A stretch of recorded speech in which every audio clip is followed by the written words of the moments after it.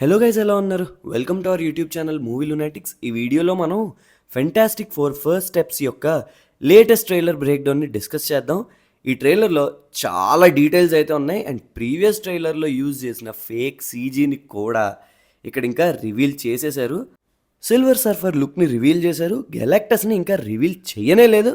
అన్నీ కూడా డీటెయిల్డ్గా మాట్లాడుకుందాం. మీరు ఇప్పుడే మన ఛానల్ని విజిట్ చేసినట్లయితే వెంటనే కింద సబ్స్క్రైబ్ బటన్ నొక్కి పక్కనే ఉన్న బెల్ ఐకాన్ని ట్యాప్ చేసేయండి.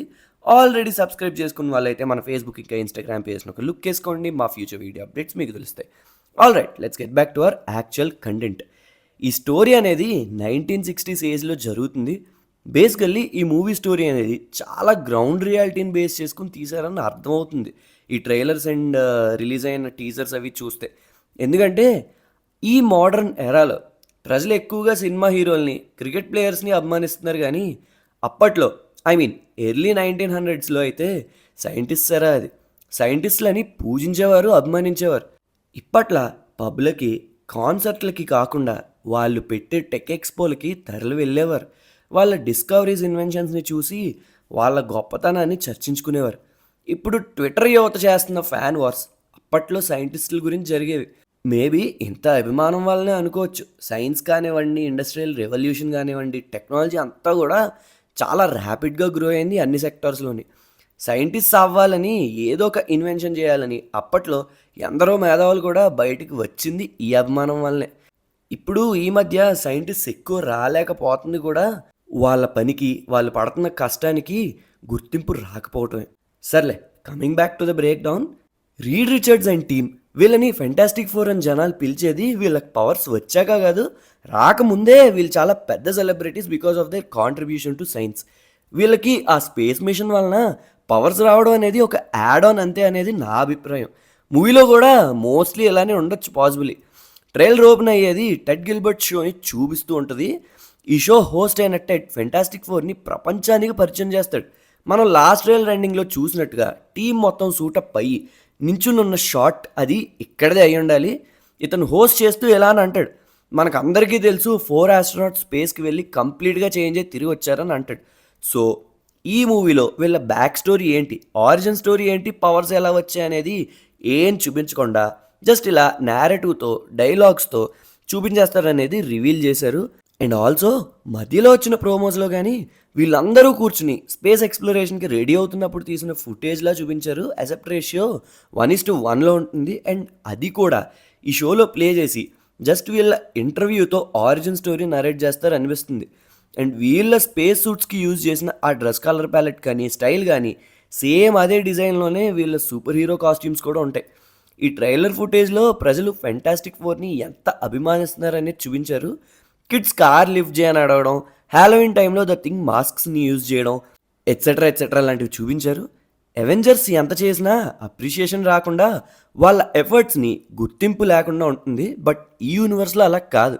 ఎందుకంటే బేసికల్లీ రీసెంట్ ఇంటర్వ్యూస్లో యాక్టర్ ఎబాన్ మాస్ ఇలా అని అన్నారు, బేసికల్లీ ఈ యూనివర్స్లో వీళ్ళు మాత్రమే ఉంటారు అని. వీళ్ళ సెంట్రిక్గా ఉంటుంది. ఇది వితిన్ ఎంసీయూలోనే ఒక కార్నర్ స్టోన్. వేరే యూనివర్స్ స్టోరీ లైన్కి కానీ, వేరే హీరోస్కి కానీ కేమియోస్ లాంటి స్క్రాప్ ఉండదు అని అన్నాడు. బేసికల్లీ ఈ యూనివర్స్లో వీళ్ళు పెద్ద సెలబ్రిటీస్ అవ్వటానికి కూడా అదొక రీజన్. వీళ్ళలా ఇంకెవ్వరూ ఉండరు. ఆ నెక్స్ట్ మనకి బ్యాక్స్టర్ బిల్డింగ్ని చూపిస్తారు. ప్రీవియస్ ట్రైలర్లో మనకి రీడ్ ఇలా అని అంటాడు, ఏదేమైనా కూడా మా ఫ్యామిలీ అంతా కూడా ఎవ్రీ సండే 7 PM డిన్నర్కి ఖచ్చితంగా గ్యాదర్ అవుతామని అంటాడు. ఈ ట్రైలర్లో మనకి దాన్ని రోస్ట్ చేశారు యాక్చువల్లీ. అప్పుడే బయట నుంచి డిన్నర్కి వచ్చిన రీడ్ అండ్ సూజన్తో, జానీ మీరు లేట్ అయ్యారు, 7 చాలాసేపు అయిందనగా బెంజమిన్ సూజన్తో నువ్వు ప్రెగ్నెంటా అని అడుగుతాడు. ఈ విధంగా ప్రీవియస్ ఫుటేజెస్లో అండ్ ట్రైలర్స్లో సూస్టామ్ సీన్స్లో ఆ బెల్లీ బంప్ని హైడ్ చేశారు సీజీతో అని అర్థమవుతుంది. సో కమింగ్ బ్యాక్, ఇక్కడ జాన్ ఈ సూజన్తో నువ్వు best mother in the world అవుతావు అండ్ నువ్వు ఎలాగో వర్క్లో ఉంటావు అండ్ మేము బెస్ట్ అంకుల్స్ అవుతామని అంటాడు. వీళ్ళు ఇంత క్లోజ్ నిట్ ఫ్యామిలీ అయ్యారు ఏ ఫ్రెండ్ ఫ్రమ్ వర్క్ నుంచి అనేది అర్థమవుతుంది. బట్ ఇక్కడ సూజన్ ప్రెగ్నెంట్, ఓకే, బట్ ఇది ఫస్ట్ బేబీయా లేదా అప్పటికే ఫ్రాంక్లిన్ ఆల్రెడీ పుట్టేసి వెలారియా కడుపులో ఉండి ఇది సెకండ్ ప్రెగ్నెన్సీ అనేది రివీల్ చేయలేదు. ఫ్రాంక్లిన్ రిచర్డ్ సీక్రెట్ వార్స్ కామిక్స్లోను, గెలాక్టస్ ఫైట్లోనూ కూడా చాలా కీ క్యారెక్టర్. అండ్ ఈ క్యారెక్టర్ చాలా over power, omega level mutant ఈ క్యారెక్టర్. ఎంత పవర్ఫుల్ అంటే ఈ క్యారెక్టర్ ఎనర్జీ అండ్ పవర్స్ని ఎక్స్మెన్ యూనివర్స్లోనే మోస్ట్ పవర్ఫుల్ ఫీనిక్స్ ఫోర్స్తో కంపేర్ చేస్తారు. రియాలిటీని మ్యానిపులేట్ చేసేంత పవర్ ఉన్న క్యాండిడేట్ ఈయన. గెలాక్టస్ని డిఫీట్ చేసి తన మెసెంజర్గా పెట్టుకుంటాడు. సెలెస్టియల్స్ని చాలా సులభంగా అవ్వలేలగా డిఫీట్ చేసిన క్యారెక్టర్ ఫ్రాంక్లిన్. జాగ్రత్తగా వర్క్ చేయాలి కానీ సిల్వర్ స్క్రీన్ ఎంసీయూలోనే ఇంతవరకు ఇంట్రొడ్యూస్ అయిన మోస్ట్ పవర్ఫుల్ క్యారెక్టర్ లిస్ట్లో యాడ్ అయ్యే ఛాన్స్ ఉంది ఈ క్యారెక్టర్కి. మన ఛానల్లో ఈ క్యారెక్టర్ గురించి సపరేట్ వీడియో చేస్తాను, అందులో ఇంకా డీటెయిల్గా మాట్లాడుకుందాం ఆ క్యారెక్టర్ గురించి. ఒకవేళ ఈ వీడియో కావాలంటే మీకు ఫ్రాంక్లిన్ పవర్స్ గురించి అండ్ అతని ఆరిజిన్ గురించి అండ్ ఆ బ్యాక్ స్టోరీ ఇవన్నీ కావాలంటే మీకు కానీ అవి డెస్పరేట్గా తెలుసుకోవాలని ఉన్నట్టయితే కామెంట్ సెక్షన్లో కమెంట్ చేయండి. లెట్స్ ఎంతమంది క్యూరియస్గా ఉన్నారని. ఒక థియరీ అయితే మాత్రం సర్క్యులేట్ అవుతుంది, గెలాక్టస్ సూజన్ వూమ్లో ఉన్న ఫ్రాంక్లిన్ పవర్ని పసిగట్టే ఎర్త్ని ఆ అబ్బాయిని డిస్ట్రాయ్ చేయడానికి వచ్చాడని. Have to wait and see మరి ఎలా ఫార్ములేట్ అవుద్దో మూవీలో ప్లాట్. నెక్స్ట్ సిల్వర్ సర్ఫర్ని చూపిస్తారు. Basically silver surfer male, but ఈ మూవీ గురించి అని ఫీమేల్ వర్షన్ని చూపిస్తున్నారు. జెండర్ స్వాప్ చేశారంటున్నారు కానీ ఈ క్యారెక్టర్ నేమో యాక్చువల్ సిల్వర్ సర్ఫర్ అయినా నొరిన్ రైట్ కాదు, బట్ అతని లవ్ ఇంట్రెస్ట్ అయినా షలాబాల్. వీళ్ళిద్దరూ కూడా జెన్లా అనే ప్లానెట్కి చెందిన వాళ్ళు. గెలాక్టస్ వీళ్ళ ప్లానెట్ని డిస్ట్రాయ్ చేయడానికి వచ్చినప్పుడు నొరిన్ రైట్ గెలాక్టస్కి సర్వెంట్గా ఉండిపోతాడు తన ప్లానెట్ని సేవ్ చేసుకోవడానికి. మేబీ ఈ మూవీలో షలాబాల్ విలన్ కాదు, బట్ ఈ వరల్డ్ సేవియర్స్ని వార్న్ చేయడానికి వచ్చి ఉంటుంది అనేది నా థియరీ. ఈమె వాళ్ళతో కలిసి ఫైట్ చేయదు కానీ వరల్డ్స్ గెలాక్టస్ బారిన పడకుండా సేవ్ చేస్తుంటుంది అనిపిస్తుంది. ఈ క్యారెక్టర్ గురించి కూడా మనం నెక్స్ట్ వచ్చే వీడియోలో డీటెయిల్గా మాట్లాడుకుందాం. అండ్ కమింగ్ బ్యాక్, ట్రైలర్లో ఈమె cosmic design and first impressions చాలా బాగుంది. ఈ మూవీ గురించి ఎందుకో చాలా శ్రద్ధగా పనిచేసినట్టు తెలుస్తుంది. అండ్ ఈమె వచ్చి ఈ వరల్డ్ ప్రొటెక్టర్స్ మీరేనా, ఈ వరల్డ్ నాశనం అవబోతుందని చెప్తుంది. కానీ ఎందుకు ఏంటి అనేది మనం మూవీలోనే చూడాలి మరి.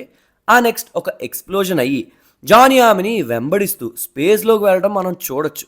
స్పేస్లోనికి వెళ్ళాక తన ఫైర్ ఆగిపోతుంది, బికాజ్ స్పేస్లో ఆక్సిజన్ ఉండదు కాబట్టి. నెక్స్ట్ సీన్లో Reed I stretch the bounds of space and Dev noticed అని అంటాడు, ఇండికేటింగ్ వీళ్ళు ఫస్ట్ చేసిన స్పేస్ ఎక్స్ప్లోరేషన్లో ఏదో జరిగింది. అది ఏ మీడియాలో కూడా రివీల్ చేయలే కానీ సంథింగ్ హ్యాడ్ హ్యాపెండ్. అదేంటనేది మనకి మూవీ మిడ్లో రివీల్ చేస్తారు అనిపిస్తుంది. ఆర్ ఎల్స్ ఈ డైలాగ్ అసలు ఆ స్పేస్ ఎక్స్ప్లోరేషన్ గురించి కాకుండా మనం లాస్ట్ ట్రైలర్ బ్రేక్ డౌన్లో మాట్లాడుకున్నట్టు రీడ్ వర్క్ చేస్తున్న మల్టీవర్సల్ ట్రావెల్ గ్యాడ్జెట్ గురించి కూడా అయి ఉండొచ్చు. మనకి ఫ్లయింగ్ కార్ని చూపించారు. రీడ్ సీరియస్గా ఈ క్రైసిస్ సిచ్యువేషన్ని హ్యాండిల్ చేసేందుకు తన ప్రయత్నం చేస్తుంటాడు అంటూ బోర్డ్ పైన తన రైటింగ్స్ని చూడొచ్చు. అంత ప్రెషర్ ఫీల్ అవుతున్న రీడ్తో సూసన్ బెడ్ పైన వీల్ హ్యాండిల్ దిస్ టుగెదర్ అన్నట్టు ధైర్యం చెప్పడం చూడొచ్చు. మేబీ సిల్వర్ సర్ఫర్ వచ్చి వార్న్ చేశాక వీళ్ళు వార్కి రెడీ అవుతుండొచ్చు. ఈ షార్ట్స్ ఆ టైంలో కూడా అయ్యి ఉండొచ్చు. ఏ మల్టీవర్సల్ గేట్, మేబీ ఈ డివైస్ గురించే గెలాక్టస్ కూడా వచ్చి ఉండొచ్చు. ఎందుకంటే గెలాక్టస్కి ఈ డివైస్ దొరికితే ఈ యూనివర్స్ ఆర్ డైమెన్షన్లో వరల్డ్స్నే కాదు, మిలియన్స్ ఆఫ్ డైమెన్షన్స్లో బిలియన్స్ ఆఫ్ వరల్డ్స్ డిస్ట్రాయ్ చేసే అవకాశం వస్తుంది కదా. ఇది కూడా ఒక పాసిబిలిటీ. నన్ను ఈ మూవీకి స్టోరీ రైటర్గా హైర్ చేసుకున్నా బాగున్నేమో. ఈ బ్రేక్ డౌన్స్ మీద శ్రద్ధలో సగం నా చదువు మీద పెట్టుంటే ఎక్కడో ఉంది. I'm telling that. Anyway coming back, మనకి రీడ్ స్ట్రెచింగ్ పవర్ని చూపించారు. డీసెంట్గా ఉంది సీజీ కూడా. ఈ సీన్లోనే అక్కడ డిస్ట్రాయ్ అవుతున్న బిల్డింగ్ వెనక మనకి గెలాక్టస్ కనిపిస్తాడు. అండ్ రీడ్ చేతిలో ఏదో స్పియర్లా ఉంటుంది. It might be a weapon he developed. ఇదేంటో నాకు కూడా ఐడియా లేదు.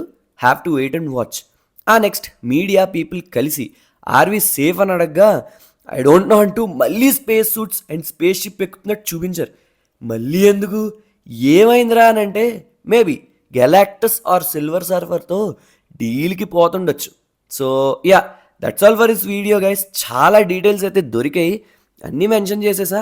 ఒకవేళ మేమేమైనా మిస్ అయ్యి ఉంటే కామెంట్ చేయండి, నెక్స్ట్ వీడియోలో అవి మెన్షన్ చేస్తాము. ట్రైలర్ చూసాక ఒక విషయం ఆబ్వియస్గా ఉంది, మార్వెల్కి వస్తున్న బ్యాక్లాష్ని సీరియస్గా తీసుకుని ఈ మూవీకి ఆ extra mile of extra efforts పెట్టి అటెన్షన్ టు డీటెయిల్స్ మీద ఫోకస్ చేశారనేది అర్థమవుతుంది. అఫ్కోర్స్ వీళ్ళు ఈ మధ్య ట్రైలర్లు అన్నీ అలానే బాగా కట్ చేస్తున్నారు కానీ సినిమా మాత్రమే ఏం ఉండట్లేదు. బ్రేవ్ న్యూ వరల్డ్కి కూడా అలానే అయింది. ట్రైలర్స్ అవి క్రేజీ కట్ చేశారు కానీ సినిమా చూసాక తెలిసిందే కదా. నెక్స్ట్ వస్తున్న థండర్బోల్ట్స్ మూవీకి కూడా ట్రైలర్ కట్స్ చాలా బాగున్నాయి. యాజ్ అన్ ఎడిటర్ చాలా క్రియేటివ్గా చేస్తున్నారు. Special appreciation. బట్ మూవీ ఎలా ఉంటుందో కానీ చూడాలి. So yeah that's all for this video guys. Hope you guys like our video. ఈ వీడియో కనుక మీకు నచ్చినట్లయితే మేము ఎప్పుడు చెప్పేదే అండ్ మీరు ఎప్పుడు వినేదే. లైక్ చేయండి, షేర్ చేయండి, మన ఛానల్కి సబ్స్క్రైబ్ చేసుకోండి. Please do follows on Instagram and Facebook @movielunatics. మళ్ళీ నెక్స్ట్ వీడియోలో కలుద్దాం. అంతవరకు సెలవు. సైనింగ్ ఆఫ్ మీ మూవీ లునాటిక్స్.